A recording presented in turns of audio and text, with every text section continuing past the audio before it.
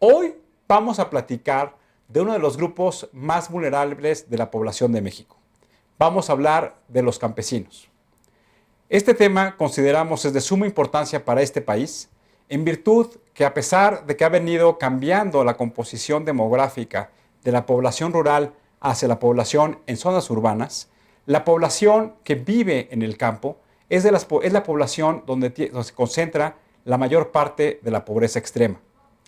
Y es también las personas que viven en el campo los que tienen mayores carencias en términos de alimentación, en términos de educación, en términos de salud, obviamente en términos de afiliación a la seguridad social y también los que tienen menor calidad en los materiales, en techos, en pisos, en muros de las viviendas que habitan actualmente. Es por eso que hoy vamos a platicar con una organización de la sociedad civil, Tejiendo Alas, que nos va a platicar cómo ha venido trabajando con los productores agrícolas para un poco retomar la productividad de las actividades que realizan, pero también para establecer esquemas que les permitan fortalecer la producción de cada uno de los productos que van generando, llevándole mayor valor agregado. Consideramos que la población del campo, a pesar de que se encuentra en condiciones de pobreza, y en la mayor parte de ellos en pobreza extrema, tiene una gran oportunidad para que a través de programas no solamente gubernamentales, sino también de la sociedad civil organizada, puedan encontrar nuevas formas de producción, pero también nuevos esquemas de comercialización que los lleven a generar mayores oportunidades de negocio, pero también para acceder a mejores condiciones de vida. Alfonso, buenas noches. ¿Cómo estás, Tulio? Buenas noches. Bienvenido, Alfonso. Pues platicarte, Tulio, que total de la población, 24.5 millones de personas viven en zonas rurales. De estas, 10.7 millones pertenecen a la población económicamente activa. Esto quiere decir que pertenecen a la planta laboral. Y 3.1 millones de productores son dueños de sus tierras.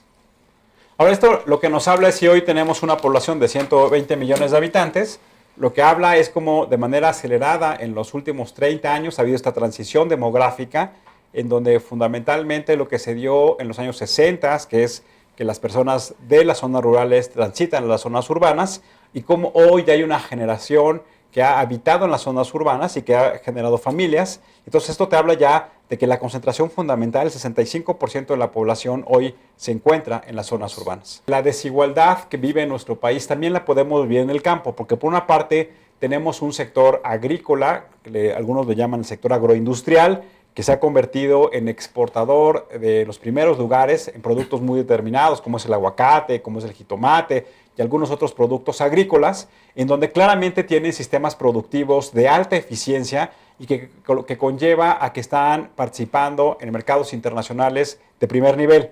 Pero por otra parte tenemos el sector tradicional del campo, en donde no ha tenido ni la orientación, ni la capacitación, ni tal vez los elementos tecnológicos que le permitan incrementar de manera significativa la eficiencia y su producción. Aquí vemos con ese ejemplo que 2 de cada 3 personas viven en pobreza extrema en el campo, que es uno de los problemas graves y es donde se sitúa la mayor parte de la pobreza extrema, como tú lo mencionabas en la introducción. Nada más déjame hacer una pequeña precisión. Cuando hablamos de pobreza extrema, quiere decir que son las personas y las familias que tienen grandes carencias en todas las dimensiones que ya comenté en la introducción. O sea, carencias en vivienda, en salud, en alimentación, en nutrición, en educación y en seguridad social.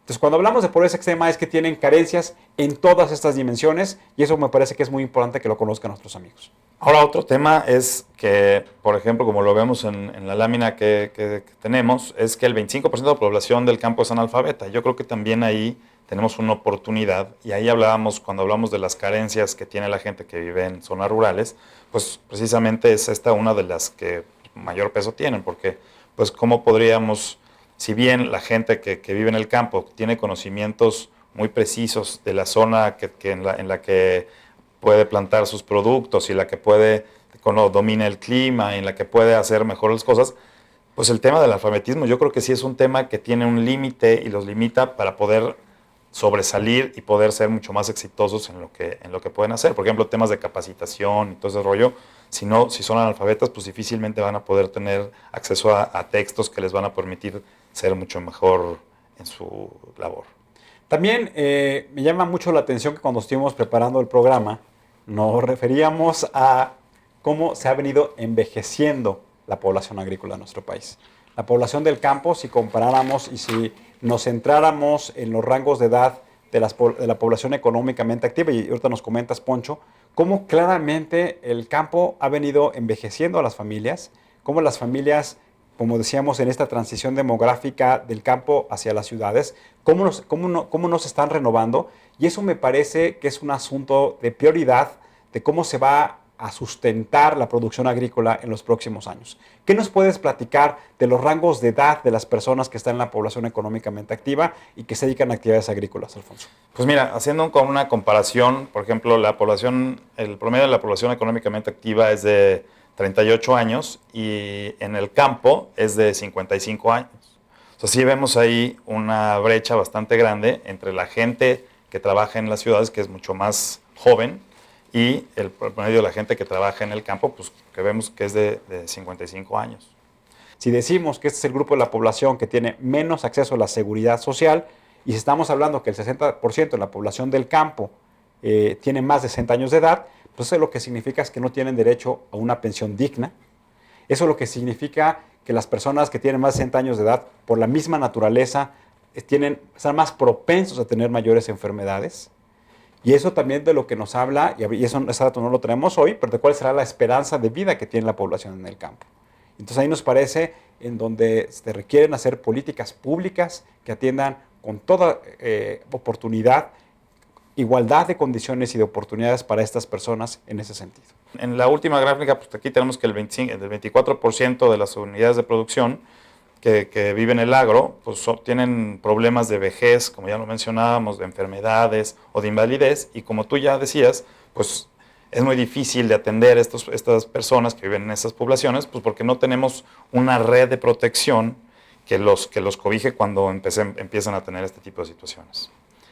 Alfonso, muchas gracias como siempre por acompañarnos. Nos vemos en la próxima sesión. Hoy hemos invitado a Dinora García, que es la presidenta de Tejiendo Alas. Dinora, gracias por acompañarnos. Muy buenas noches. Muchas gracias por la invitación, Tulio.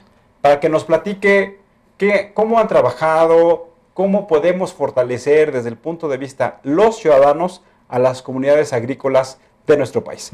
Para empezar, Dinora, me gustaría preguntándote, ¿qué es para ti ser un buen ciudadano? Bueno, para mí ser un buen ciudadano es ser una persona que tiene responsabilidad y corresponsabilidad, que busca el bien común y que está trabajando día a día, no nada más por sus propios intereses, sino que va más allá, simplemente con sus vecinos, con su comunidad, y que busca cómo incidir y cómo participar en las decisiones de nuestro país. Platícanos cómo nació esta idea, cómo ha venido evolucionando el trabajo de Tejiendo Alas y cuál es el objetivo y la misión fundamental que pretenden alcanzar. Bueno, esta idea surge en el 2012. Yo trabajaba como consultora de negocios, de pymes específicamente, en una empresa internacional, y detecté la necesidad de que diferentes personas y comercios familiares tuvieran y contaran con este tipo de capacitaciones, donde pues conocieran cómo debía estar su administración, cómo se podía fortalecer y cómo podían mejorar ellos los ingresos que obtenían a través de una formalización de sus negocios. En México contamos con un número importante de empresas familiares, de micro, pequeñas y medianas empresas, pero que lamentablemente pierden en poco tiempo lo que invirtieron por una mala administración y por no conocer a fondo qué es lo que tenían que hacer para lograr el éxito. Todo Tejiendo Alas tiene que ver con generación de proyectos para autoempleo.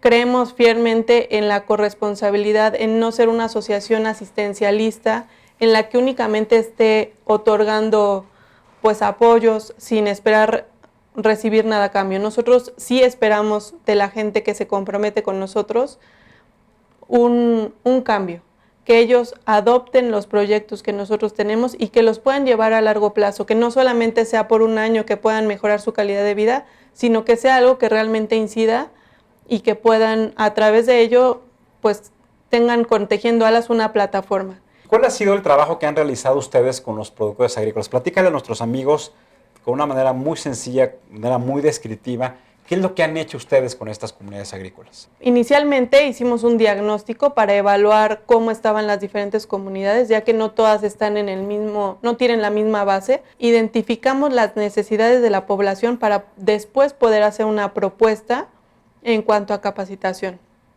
Por otro lado, también brindamos mecanización, que esto consistía en otorgar maquinaria específica para simplificar el trabajo de los productores. Entonces, identificamos que ya existen líderes, que ya hay una organización con los productores y que esto facilita el trabajo. Sin embargo, los productores no estaban agrupados como la zona de Xochimilco, la zona agrícola de Xochimilco, sino estaban por pueblos. Algunos eran los parajes, otros eran de la zona cerril y otros de la zona lacustre. Entonces, una aportación que tuvo Tejiendo Alas en este proyecto es generar una comunicación entre ellos y darnos cuenta que es un ecosistema donde lo que pasa en la zona cerril puede afectar a la zona lacustre. Hablando simplemente del tema del agua, si se contamina en la parte cerril, esa agua se vierte por diferentes ríos o por la misma tierra y contamina a la zona lacustre. Ellos se dieron cuenta que los impuestos que ellos pagan son lo que genera proyectos, porque al final los recursos que se otorgan para el campo son de lo mismo que generan ellos. Entonces, esa identificación de que no se tienen que esperar a que alguien dé una dádiva tratando de ser bondadoso en una campaña política es un gran logro. Entonces, creo que esa confianza, pero también ese empoderamiento de quiénes son ellos y lo que pueden lograr fue algo muy bueno. También el tema del medio ambiente. Ellos saben que Xochimilco es parte importante para la capital. Si no existiera ese humedal de Xochimilco, la temperatura de la Ciudad de México incrementaría en 2 grados centígrados. En este proceso de intervención que hicieron en Xochimilco, ¿cómo trabajaron con ellos para eliminar o al menos mejorar la capacidad de negociación de los productores agrícolas con los intermediarios? Ok, les hablamos un poco de las ventas consolidadas, de sumar esfuerzos y sumar algunos productos para que pudieran ofertar, porque muchas veces los que los adquieren les castigan el precio porque no tienen la capacidad de vender en toneladas, ¿no? Por ejemplo, como es en la central de abastos, no tienen esa capacidad porque son pequeños productores. Entonces, también lo que nosotros les propusimos es que ellos fueran transformadores. Quizá los proyectos que tienen ahorita diferentes instituciones del campo ya no son suficientes o ya no son para ellos porque ya tienen la parte de mecanización o ya tienen la parte de capacitación. Ahora lo que necesitan son máquinas que transformen sus productos. En la zona de Tulyehualco es una de las más importantes productoras de amaranto. Ellos ya cuentan con cooperativas que están procesando sus productos, están procesando amaranto, hacen galletas, hacen unos tamales buenísimos de amaranto, atole de amaranto. Entonces ellos ya pueden tener un poder adquisitivo mayor porque están transformando sus productos. Entonces ya no lo llevan a un intermediario para que él comercialice y se gane mucho más que los que trabajaron en el campo, ¿no? Siempre has hablado tú de que las intervenciones que se hagan a través de la sociedad civil organizada, es decir, a través de las organizaciones de la sociedad civil, también generen este sentimiento de confianza que ya nos platicaste ahorita, pero también de corresponsabilidad por parte de las personas que están participando en los proyectos como sujetos de la intervención. Platícanos cómo han logrado que asuman esa corresponsabilidad, en este caso, en las comunidades agrícolas. Bueno, específicamente el tema de corresponsabilidad se da cuando les decimos que nosotros les vamos a brindar una capacitación, pero ellos tienen que asistir al 100% de las capacitaciones. Los hacemos conscientes de que el lugar que están ocupando ellos lo podría estar ocupando otra persona y que si ellos, porque es gratis en este momento, no lo aprovechan, pues preferimos dárselo a otra persona que sí pueda aprovecharlo. Y eso lo llevamos a diferentes temas, ¿no? Como empezamos a caminar por los diferentes donde están las chinampas y nos dimos cuenta de que hay cierto grado de contaminación. Bueno, un alto grado de contaminación en esa zona. Preguntamos cuál era la causa, si era que ellos mismos tiraban basura o por qué pasaba eso, ¿no? Nos comentaron que hay una zona industrial que no debería estar ahí y que sus desechos pues los echa al río, ¿no? Entonces eso afecta demasiado la producción agrícola, porque ya por más que ellos hagan su producción libre de químicos y de pesticidas y todos esos productos, pues el agua está contaminada, entonces pues eso afecta directamente a la población. Lo que platicamos con ellos del tema de corresponsabilidad era que se unieran y que generaran pues algún tipo de trabajo con la delegación para que se hiciera responsable de esas acciones por parte de las industrias que están establecidas en esa zona. Entonces ellos empezaron a involucrar en esos temas de manera directa y esa es la corresponsabilidad que ellos tienen con su comunidad, porque efectivamente eso va a beneficiar a todos los demás. Dinora, muchas gracias, se nos acabó el tiempo. Te agradecemos como siempre el trabajo que realizas tú como buena ciudadana y el trabajo que realiza Tejiendo Alas. Muchísimas gracias por la invitación y los esperamos en Xochimilco.